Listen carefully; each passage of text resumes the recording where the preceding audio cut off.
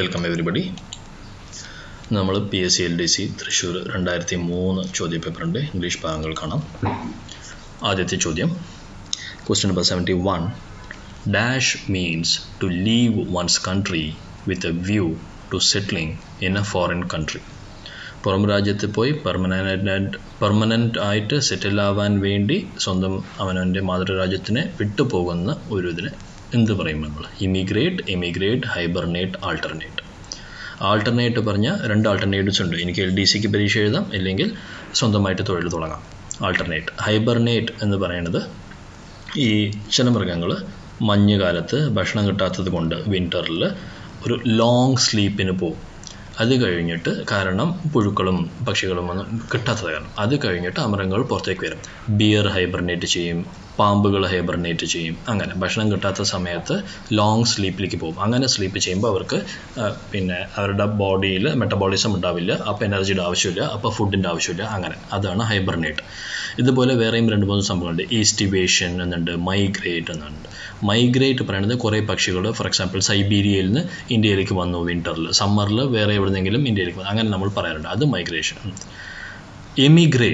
Emigrate പറയുന്നത് ഒരു രാജ്യത്തിൽ നിന്ന് പുറത്തേക്ക് പോകുന്നത് ഇമിഗ്രേറ്റ് പറഞ്ഞത് ഉള്ളിലേക്ക് വരണത്. ഇപ്പോൾ കാനഡയിൽ കുറേ ഇമിഗ്രൻസ് ഉണ്ട് പറഞ്ഞു വെച്ചാൽ, ശ്രീലങ്കയിൽ നിന്നും ഇന്ത്യയിൽ നിന്നും പാകിസ്ഥാനിൽ നിന്നും വന്ന ആൾക്കാർ കാനഡയിൽ ഉണ്ട് എന്നുള്ളതാണ്. കാനഡയിൽ കുറേ ഇമിഗ്രൻറ്റ് ഉണ്ട് എന്ന് പറയുന്നത്. അപ്പോൾ പുറത്തേക്ക് പോകുന്നതിന് നമ്മൾ എമിഗ്രേറ്റ് പറയും. EMIGRATE. 71B. 72. I would have tickled you if you. അപ്പോൾ വുഡ് ഹാവ് എന്നുള്ളപ്പോൾ നമ്മൾ സാധാരണ എന്ത് ചെയ്യും വെച്ചാൽ ഹാഡ് എന്നുള്ളത് ഉപയോഗിക്കണം. I would have tickled you എന്ന് പറഞ്ഞാൽ if you had tickled me എന്ന് പറയണം. വുഡ് ഹാവ് എന്നതിൻ്റെ കൂടെ ഹാഡ് എന്ന് നമ്മൾ ചേർക്കണം. I would have tickled you if you had tickled me എന്നുള്ളതാണ് correct answer. If you tickled me എന്നുള്ളത് ഈ വുഡ് ഹാവിൻ്റെ കൂടെ വരില്ല. കാരണം എന്താണ്? വുഡ് ഹാവ് പറയണത് വിൽ എന്നുള്ളതിൻ്റെ ഫ്യൂച്ചറാണ്. എന്നിട്ട് അതിൻ്റെ കൂടെ ഒരു പാസ്റ്റും എന്ന് പറഞ്ഞു വെച്ചാൽ, പാസ്റ്റിൽ നീ അങ്ങനെ ചെയ്തിരുന്നുവെങ്കിൽ ഫ്യൂച്ചറിൽ ഞാൻ അങ്ങനെ ചെയ്തിട്ടുണ്ടാവും എന്ന് പറയാനാണ് I would have എന്ന് നമ്മൾ സംസാരിക്കുന്നത്. അപ്പോൾ if you had tickled me എന്നുള്ളൊരു പാസ്റ്റ് ഉപയോഗിക്കണം. 72C. 73. You will not pass unless. You will not pass എന്ന് പറയുന്നത് നീ പാസ്സാവില്ല എന്ന് പറഞ്ഞു. അൺലെസ് വരുമ്പോൾ ഇത് ചെയ്താലൊഴിയെ ഒരു ഓൾട്ടർനേറ്റീവ് ഓപ്ഷൻ പറയുകയാണ്. ഇങ്ങനെ ഒരു സംഭവം സംഭവിച്ചാലൊഴിയെ യു വിൽ നോട്ട് പാസ്, അതിൻ്റെ ഓപ്പോസിറ്റ് ആയിട്ട്. അപ്പോൾ വിൽ നോട്ട് പാസ് പറഞ്ഞാൽ എന്താ? പാസ്സാവില്ല. അപ്പോൾ പാസ്സാവാൻ എന്ത് വേണം? ഹാർഡ് വർക്ക് വേണം. അപ്പോൾ if you do not work hard ചെയ്യാൻ പറ്റില്ല. ഇഫ് യു വർക്ക് ഹാർഡ് 73ൽ അൺലെസ് യു വർക്ക് ഹാർഡ് അത് ചെയ്യാൻ പറ്റും. You will not pass unless you work hard. കഠിനാധ്വാനം ചെയ്തില്ലെങ്കിൽ നീ പാസ്സാവില്ല. 73B. 74. Red letter day. Red letter day പറയുന്നത് നമ്മുടെ വെഡിങ് ഡേ ആവാം, ഇന്ത്യയെ സംബന്ധിച്ചോളം ഇൻഡിപെൻഡൻസ് ഡേ ആവാം, അല്ലെങ്കിൽ ലോകത്തിനെ സംബന്ധിച്ചോളം World War II അവസാനിച്ച ദിവസമാവാം. ഇതെല്ലാം റെഡ് ലെറ്റർ ഡേ, ഒരു ഇമ്പോർട്ടൻ്റ് ആയിട്ടുള്ള ദിവസം. അതൊരു ഹോളിഡേയോ ബാഡ് ഡേയോ ഡേഞ്ചറസ് ഡേയോ അല്ല, അതൊരു മെമ്മറബിൾ ഡേ. എല്ലാവർക്കും പല കാരണവശാൽ ഓർമ്മ വെക്കേണ്ട ഒരു ദിവസമാണ് red letter day. 74A. 75. To put up means നമ്മൾ കണ്ടിട്ടുണ്ട്. To put up, to put in, to put through, അങ്ങനെ കുറേ ഉണ്ട്. പുട്ടപ്പ് എന്ന് പറയുമ്പോൾ നമ്മൾ 2 മീനിങ് ആണ്. ഒന്ന്, നമ്മളൊരു നോട്ട് പുട്ടപ്പ് ചെയ്തു മാനേജറുടെ അപ്രൂവലിന് വേണ്ടി എന്നുള്ളത് ഒന്ന് പുട്ടപ്പ്. പിന്നൊന്ന് ടു പുട്ടപ്പ് എന്ന് പറയുമ്പോൾ സഹിക്കുക എന്നൊരു അർത്ഥമുണ്ട്. സഹിക്കുക എന്നുള്ളതിൻ്റെ മീനിങ് ഇവിടെ ടോളറേറ്റ് എന്ന് വരും. 75C. ടു ക്ലോസ് എന്നുള്ളതിന് പുട്ടപ്പ് വരില്ല. ടു പ്രൊലോങ് എന്നുള്ളതിന് he put off the tour എന്നുള്ളത് ടു പ്രൊലോങ്. ഫോർഗെറ്റിനും പുട്ടപ്പിനും നമ്മളുമായിട്ട് ബന്ധമില്ല. അപ്പോൾ ഇതാണ് ടു പുട്ടപ്പ് എന്ന് പറയുമ്പോൾ ടോളറേറ്റ് എന്നൊരു സഹിക്കുക. ഹി പുട്ടപ്പ് വിത്ത് എന്ന് പറയുമ്പോൾ നമ്മൾ ഡൊമസ്റ്റിക് വയലൻസ് അല്ല. അപ്പോൾ she did put up with him എന്ന് പറഞ്ഞു വെച്ചാൽ ടോളറേറ്റ് ചെയ്തു, സഹിച്ച് എങ്ങനെയെങ്കിലും ജീവിതം മുന്നോട്ട് കൊണ്ടുപോയതാണ്. 75C. 76. The first person to congratulate me dash my success was my teacher. The first person to congratulate me, എന്നെ കൺഗ്രാജുലേറ്റ് ചെയ്ത ആദ്യത്തെ പേഴ്സൺ ആരാണ്? Dash my success was my teacher. My സക്സസിന് എൻ്റെ ടീച്ചറായിരുന്നു. എൻ്റെ സക്സസിന് കൺഗ്രാജുലേറ്റ്. അപ്പോൾ for my success, to my success അങ്ങനെയുള്ളതിൽ ഏത് ഉപയോഗിക്കണം. അപ്പോൾ congratulate me on my success was my teacher. Was ഉള്ളത് കൊണ്ട് കൺഗ്രാജുലേറ്റ് ചെയ്ത് കഴിഞ്ഞപ്പോൾ നമ്മൾ ഓൺ മൈ സക്സസ് ജയിച്ചു കഴിഞ്ഞു. ജയിക്ക് മുമ്പ് ഒരാൾ ഓൾ ദി ബെസ്റ്റ് പറയുകയാണെങ്കിൽ ഫോർ മൈ സക്സസ്. അപ്പോൾ first person to congratulate me for my success എന്ന് പറയും. ജയിച്ച് കഴിഞ്ഞ ശേഷമാണെങ്കിൽ ഓൺ മൈ സക്സസ് എന്ന് പറയും. അപ്പോൾ ഫോർ മൈ സക്സസിനെ കൺഗ്രാജുലേറ്റ് ചെയ്യുകയല്ല ചെയ്യുക, വിഷാണ് ചെയ്യുക. കൺഗ്രാജുലേറ്റ് ചെയ്യുന്നത് സക്സസ് കിട്ടിയ ശേഷം ചെയ്യേണ്ടതാണ്. അതുകൊണ്ട് the first person to congratulate me on my success was my teacher. 76B. The first person to wish me for my success was my teacher. The first person to help me for my success was my teacher. അപ്പോൾ മുന്നേ കുട്ടി സക്സസിന് വേണ്ടി എന്ന് പറയുമ്പോൾ four പറയും, സംഭവിച്ച ശേഷം അതിനായി എൻ്റെ സക്സസിൻ്റെ മീതെ കൺഗ്രാജുലേറ്റ് ചെയ്തത് എന്ന് പറയുമ്പോൾ ഓൺ എന്ന് പറയും. 76B. 77. I met dash European tourist at the hotel. ഒരു സ്പെസിഫിക് ഹോട്ടലിൽ വെച്ച് യൂറോപ്യൻ ടൂറിസ്റ്റിനെ ഞാൻ കണ്ടു. അപ്പോൾ എ ആൻഡ് ദ ഉപയോഗിക്കണം, ആർട്ടിക്കിൾസ്. അപ്പോൾ 77 നമ്മളിവിടെ എ ഉപയോഗിക്കും. യൂറോപ്യൻ എന്നുള്ളത് ഇ എന്ന് തുടങ്ങുകയാണെങ്കിലും യൂറോപ്യൻ എന്നുള്ളത് വവൽ ആണെങ്കിലും യൂറോപ്യൻ ടൂറിസ്റ്റ് പറയുമ്പോൾ I met A European tourist എന്ന് നമ്മൾ പറയും. 77. A pair of shoes dash found near the scene of the murder. Murder സീനിൻ്റെ അടുത്ത് ഒരു പെയർ ഓഫ് ഷൂസ് കണ്ടു എന്ന് പറയും. വേറോ വാസോ യിസോ എന്തോ. പെയർ ഓഫ് ഷൂസ് എന്നുള്ളത് കോമ്പൗണ്ട് നൗൺ ആണ്. പെയർ ഓഫ് ഷൂസ് ഒരു ഷൂ ആയിട്ട് നമ്മൾ സാധാരണ ഉപയോഗിക്കാറില്ല. ഒരു മർഡർ സീനിൽ കാണുമ്പോൾ ഒന്ന് മാത്രമേ കിട്ടുള്ളൂ എന്നുള്ളത് വേറെ സംഭവം.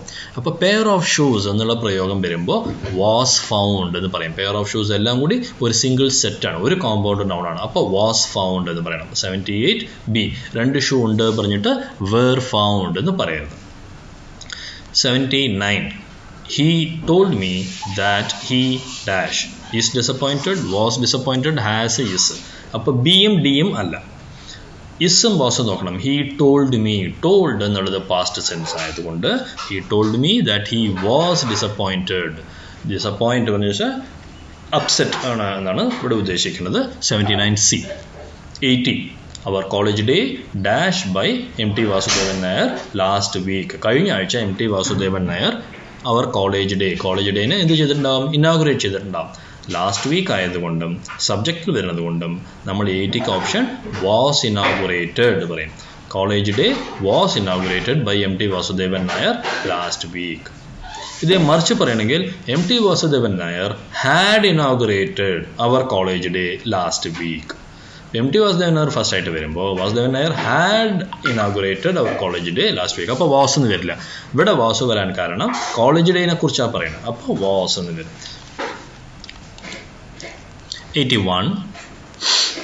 If somebody gives you a remedy which is supposed to cure all diseases, you will call it dash. Remedy പറഞ്ഞു വെച്ചാൽ ഒരു മരുന്ന്. Suppose to cure all diseases, എല്ലാ രോഗത്തിനുള്ള മരുന്നിന് പനാഷ്യ എന്നാണ് ഇംഗ്ലീഷിൽ പറയുക. PANACEA. പാരഡോക്സ് പറയണത് എതിരും പുതിരുമായിട്ടുള്ള കാര്യങ്ങൾ. പനോരമ പറയണത് 2-3 അർത്ഥങ്ങളുണ്ട്. മെയിനായിട്ട് നമ്മൾ ഉപയോഗിക്കുന്നത് ഒരു കോളേജ് യൂത്ത് ഫെസ്റ്റ് സംഭവിക്കുമ്പോൾ അതൊരു പനോരമ ആണെന്ന് പറയും. നമ്മളൊരു നല്ലൊരു ഭംഗിയുള്ളൊരു വിഷ്വൽ, മൂന്നാറിൽ മുകളിൽ നിന്നും നമ്മൾ ഡാമും പിന്നെ മൗണ്ടൻ പീക്സും സ്നോവും ക്ലൗഡ്സും എല്ലാം കൂടി നമുക്കൊരു പനോറമിക് വ്യൂ എന്ന് പറയും, ഒരു വലിയൊരു കാഴ്ച. പോഷൻ പറയണത് വെറുതെ മരുന്നെന്ന് മാത്രമേ അർത്ഥമുള്ളൂ. എല്ലാ രോഗത്തിനും കൂടിയിട്ടുള്ള മരുന്നിന് പനാഷ്യ എന്ന് പറയും. ജീവിതം ഞെട്ടിത്തരുന്നത് എലിക്സർ എന്ന് പറയും. പിന്നെ ഒരു റെമിഡി പറയണത് മരുന്ന് മാത്രമാണ്, ഡോട്ട് ആൻറ്റിഡോട്ട് എന്നുള്ളത് മാതിരി. അതായത് മറുമരുന്ന് എന്നുള്ളതിന് ആൻറ്റിഡോട്ട് എന്ന് പറയും. പാരഡോക്സും പോഷനും പനോരമയും ഇവിടെ ഉപയോഗിക്കാൻ പറ്റില്ല, കാരണം supposed to cure all diseases, അതുകൊണ്ട് panacea. 81D. 82. Notice of a person's death especially in a newspaper. ഒരാൾ മരിച്ചു എന്നുണ്ടെങ്കിൽ ന്യൂസ് പേപ്പറിൽ നമ്മൾ എന്തെന്ന് പറയും? അബ്സർവേറ്ററി എന്ന് പറയുന്നത് ബിർള, വിക്രം സാരാഭായിലെല്ലാം ഉള്ളതാണ്. നമ്മുടെ വിൻഡും പിന്നെ സൈക്ലോണും ഒക്കെ അങ്ങനെ സംഭവിക്കണോ, ഇല്ലെങ്കിൽ സ്റ്റാർസ് എന്ത് ചെയ്യുന്നു, ഇല്ലെങ്കിൽ സോളാർ ഫ്ലെയർ വരുന്നുണ്ടോ, ഇല്ലെങ്കിൽ മീറ്റിയോഴ്സ് വരുന്നുണ്ടോ, അല്ലെങ്കിൽ സാറ്റലൈറ്റ് പോയോ, അത് ചെയ്യണതാണ് അബ്സർവേറ്ററി. അബിറ്റ്വറി എന്നുള്ളതാണ് ഒരാളെ മരിച്ചു എന്നുള്ളതിനെ കുറിച്ചിട്ടുള്ള ഒരു ചെറിയ വിശേഷം, ഒരു പാരഗ്രാഫ് ന്യൂസ് പേപ്പറിൽ വരുന്നതിൻ്റെ പേരാണ് അബിറ്റ്വറി. ABITUARY. അബിറ്റ്വറി. അബ്ലൂഷൻ എന്നുള്ളത് മോർണിംഗ് ആൻഡ് ഈവനിങ് അബ്ലൂഷൻ, സന്ധ്യാവന്ദനം ചെയ്യുമ്പോൾ അബ്ലൂഷൻ ചെയ്യണം എന്നുള്ളത്. ഡെത്ത് വാറണ്ട് എന്നുള്ളത് ഒരാളെ കൊല്ലാനായിട്ട് ജഡ്ജി പ്രഖ്യാപിക്കുന്ന നിയമ സ്റ്റേറ്റ്മെൻറ്റാണ് ഡെത്ത് വാറണ്ട്, അയാളെ തൂക്കിക്കൊന്നോളൂ എന്ന് പറയുന്നത്. അപ്പോൾ notice of a person's death, ഒരാൾ മരിച്ചു എന്നുള്ളതിനെ കുറിച്ച് പറയുന്നത് അബിറ്റുവറി. 82B. 83. Which one is correctly spelled? അക്കേഷൻ. അതിൽ നമ്മൾ 83ൽ കാണുന്നത് OCCASION ആണ് അക്കേഷൻ. 2 Cയും 1 Sഉം ഉള്ളതാണ് കറക്റ്റ് സ്പെല്ലിംഗ്. ഫസ്റ്റിൽ 2 S ഉണ്ട്, അതുകൊണ്ട് തെറ്റി. തേർഡിൽ 2 C 2 S ഉണ്ട്, ഫോർത്തിൽ S തന്നെ ഇല്ല, TION ആണ്. അപ്പോൾ OCCASION ആണ് occasion. occasion പറഞ്ഞാൽ on this occasion please come. ഇങ്ങനെ ഒരു പരിപാടിക്ക് എന്ന് നമ്മൾ വയ്ക്കണം. 83B. 84. Since your handwriting is practically dash, I can hardly read it. അപ്പോൾ practically dash I can hardly read it. Hardly പറഞ്ഞാൽ 0.1% മാത്രമേ എനിക്ക് വായിക്കാൻ കിട്ടുന്നുള്ളൂ. ഹാർഡ്ലി പറഞ്ഞാൽ കനോട്ട് എന്നർത്ഥം. അപ്പോൾ എനിക്ക് വായിക്കാൻ കിട്ടുന്നില്ല. Since your hand writing is practically dash. എന്ത് ആയതുകൊണ്ടാണ് വായിക്കാൻ കിട്ടാത്തത്? എൻ്റെ കണ്ണിൻ്റെ കേടല്ല, യുവർ ഹാൻഡ് റൈറ്റിങ്ങിൻ്റെ കേട്. അപ്പോൾ എന്താണെന്ന് പറയുക? ഇല്ലെജിബിൾ. ഇല്ലെജിബിൾ പറഞ്ഞാൽ വായിക്കാൻ കിട്ടാത്തത്. ലെജിബിൾ പറഞ്ഞാൽ വൃത്തിയായിട്ട് എഴുതിയത്. Answer D. 84 D ആണ് ആൻസർ. എലിജിബിൾ പറഞ്ഞാൽ നിങ്ങൾ ഈ പരീക്ഷയ്ക്ക് എലിജിബിൾ ആണ്, നിങ്ങൾ ഈ പരീക്ഷയ്ക്ക് എലിജിബിൾ അല്ല. അതാണ് എലിജിബിലിറ്റി. ഇൻഎലിജിബിൾ, എലിജിബിൾ ഓപ്പോസിറ്റ്സ് ആണ്.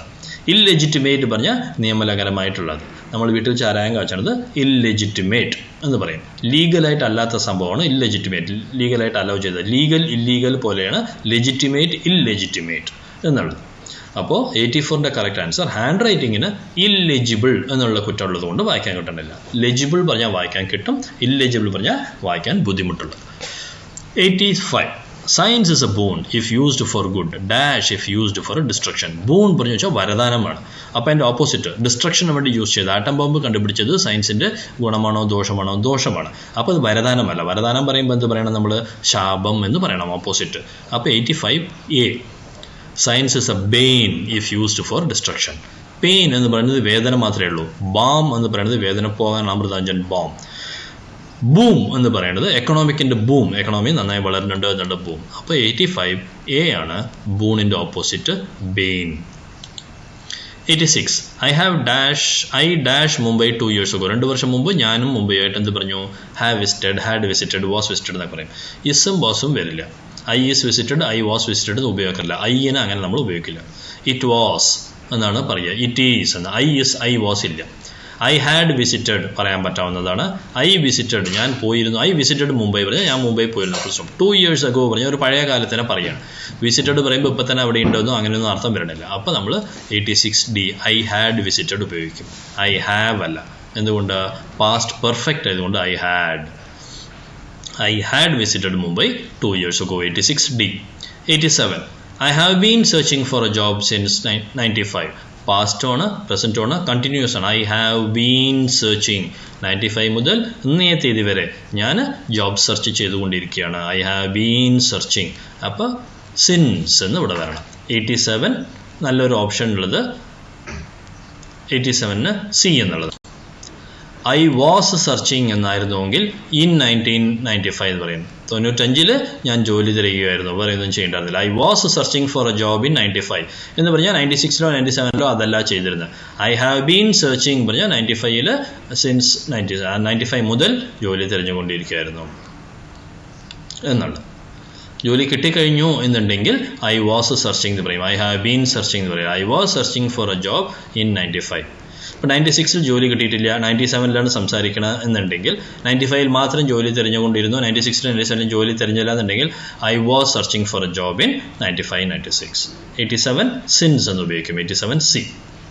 88. I am not able to dash the situation. I am not able to dash the situation.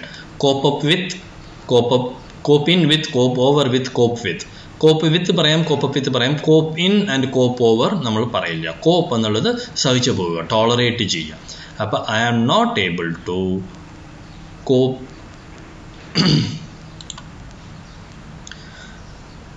Actual English, original English പ്രകാരം able to cope with എന്നാണ് വരേണ്ടത്. I am not able to cope with the situation.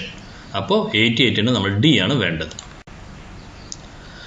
നമ്മൾ cope up എന്നുള്ള വാക്ക് ഇന്ത്യയിൽ ഉപയോഗിക്കാറുണ്ട്. Indian English എന്ന് പറയും. Cope up എന്ന് ഉപയോഗിക്കുമ്പോൾ ഇന്ത്യൻ ഇംഗ്ലീഷ് എന്ന് നമ്മൾ പറയും. സത്യത്തിൽ ബ്രിട്ടീഷ് ഇംഗ്ലീഷ് അല്ലെങ്കിൽ ഒറിജിനൽ ഇംഗ്ലീഷിൽ I am not able to cope with, able to cope എന്നുള്ളതാണ് correct sentence. 88D. I am not able to cope with. 89. He complained to me that he dash headache. He had an headache. He had an headache എന്ന് പറയാം. He had headache എന്ന് പറയാം. He had a headache എന്ന് പറയില്ല. He had the head ഏക്ക് എന്ന് പറഞ്ഞാൽ ഒരു specific the head ഏക്ക് അല്ല. ഹെഡ് ഏക്ക് എന്നുള്ളത് ഒപ്പം വേണമെങ്കിലും തലവേദന വരാം. സ്പെസിഫിക് ആയിട്ട് ഒരു തലവേദനയെ നമ്മൾ ഐഡൻറ്റിഫൈ ചെയ്യാൻ പറ്റാത്തത് കൊണ്ട് ഡെഫിനറ്റ് ആർട്ടിക്കിൾ അവിടെ ഉപയോഗിക്കില്ല. അപ്പോൾ ഇനി ഹെഡ് ഏക്കിന് ഹെഡ് ഏക്ക് എന്ന് വേണമെങ്കിൽ പറയാം. പക്ഷേ he complaint to me that he had headache. Headache ഉണ്ടെന്ന് കംപ്ലയിൻറ്റ് ചെയ്തിരുന്നു. സ്റ്റുഡൻറ്റ് ടീച്ചറോട് പറഞ്ഞിട്ട് എക്സ്ക്യൂസ് ചോദിച്ച് പുറത്ത് പോകുമ്പോൾ നമ്മൾ എന്താ പറയുക? He complaint to me that he had headache. തലവേദന ഉണ്ടായിരുന്നു, അതുകൊണ്ട് പോകുന്നു. അപ്പോൾ 89B he had headache. 90 the one word for no longer used പറഞ്ഞാൽ ഉപയോഗിക്കാറില്ലാത്ത ഒരു സാധനം. അതിനുള്ള ഒറ്റ വാക്കെന്താണ്? Absolute, ancient, obsolete, oriental. Absolute പറഞ്ഞാൽ തീർച്ചയായിട്ടും ഒരു മാറ്റമില്ലാത്ത പൈൻ്റെ വാല്യൂ അബ്സല്യൂട്ട് വാല്യൂ ആണ് എന്നുള്ളത് അബ്സല്യൂട്ട്. ഏൻഷ്യൻ്റ് പറഞ്ഞാൽ പുരാതനമായിട്ടുള്ളത്, പഴയ കാലത്തുള്ളത്. The temple in Madurai is an ancient temple. Hundreds of years ഉള്ള സാധനം, ഹൺഡ്രഡ്സ് ഓഫ് ഇയേഴ്സ് ബിഫോർ ഉള്ള സാധനം ഏൻഷ്യൻ്റ്. പക്ഷേ നോ ലോങ്ങർ യൂസ്ഡ് എന്നുള്ളതിനും നമ്മൾ ഏൻഷ്യൻ്റ് പറയും. ഏൻഷ്യൻ്റ് ആർട്ടിഫാക്ട് ഈ മ്യൂസിയത്തിൽ കാണാൻ പറ്റും എന്നുള്ളത് നോ ലോങ്ങർ യൂസ്ഡ് എന്നുള്ളത് മീനിങ് ഉണ്ട്. വളരെ പഴമയുള്ളത് എന്നും ഏൻഷ്യൻറ്റിന് മീനിങ് ഉണ്ട്. അബ്സലീറ്റ് എന്ന് പറഞ്ഞാൽ ഇപ്പോൾ അതുകൊണ്ട് ഗുണമില്ല, ഇന്ന് അതിനെ യൂസ് ചെയ്യാൻ പറ്റില്ല. ഫോർ എക്സാമ്പിൾ, കമ്പ്യൂട്ടർ വന്ന ശേഷം ടൈപ്പ് റൈറ്റർ അബ്സലീറ്റായി. പിന്നെ ഇമെയിലും ഫോണും വന്ന ശേഷം ടെലിഗ്രാം അബ്സലീറ്റായി എന്ന് പറഞ്ഞു വെച്ചാൽ ഇന്ന് അതാരും ഉപയോഗിക്കാറില്ല. പക്ഷേ നമുക്കെല്ലാം അറിയാം, കാണാൻ കിട്ടും. പക്ഷെ അബ്സലീറ്റ് ആയി എന്ന് പറയുന്നതാണ് നോ ലോങ്ങർ യൂസ്ഡ് എന്നുള്ളതിന് നമ്മൾ ഉപയോഗിക്കേണ്ട വാക്ക്. ഓറിയൻ്റൽ പറഞ്ഞു വെച്ചാൽ പിന്നെ എന്താ പറയുക, ഈസ്റ്റേൺ ഫിലോസഫി, വെസ്റ്റേൺ ഫിലോസഫി എന്ന് പറയുന്ന മാതിരി ഓറിയൻ്റൽ എന്നുള്ളത് ഒരു റീജിയന് വേണ്ടി പറയുന്നതാണ് ഓറിയൻ്റൽ. അബ്സലീറ്റ്, ഏൻഷ്യൻ്റ്, അബ്സല്യൂട്ട് എന്നുള്ളത് ൻ്റെ കൂടിയല്ല. അബ്സലീറ്റും ഏൻഷ്യൻറ്റും ടൈം ഫ്രെയിമിനെ പറയും, ഓറിയൻ്റൽ റീജിയനെ പറയും. ഓറിയൻ്റൽ ലാംഗ്വേജസ് എന്ന് നമ്മൾ പറയും, സംസ്കൃതത്തിനൊക്കെ പറയുമ്പോൾ. അപ്പോൾ the one word for no longer used is obsolete. 90ക്ക് C. ഇതിൻ്റെ ഓപ്പോസിറ്റ്, അബ്സലീറ്റിൻ്റെ opposite state of art, modern എന്ന് പറയും. ഇന്ന് കാലത്ത് ഇപ്പോൾ സ്റ്റേറ്റ് ഓഫ് ആർട്ട് ഇപ്പോൾ വളരെ പുതിയതായിട്ടുള്ളത്. ഇനി നാളത്തെ ടെക്നോളജി ഇന്ന് വളർന്നു വരുന്നേ ഉള്ളൂ എന്നുള്ളത് നാസെൻറ്റ് ടെക്നോളജി. നോ ലോങ്ങർ യൂസ്ഡ് എന്നുള്ളത് അബ്സലീറ്റ് ടെക്നോളജി. ഇത് നമ്മൾ LDC തൃശ്ശൂർ 2003 ചോദ്യപേപ്പറിൻ്റെ ഇംഗ്ലീഷ് ഭാഗം കാണുകയായിരുന്നു. Thanks for watching this video. Please subscribe and come back for more such sessions.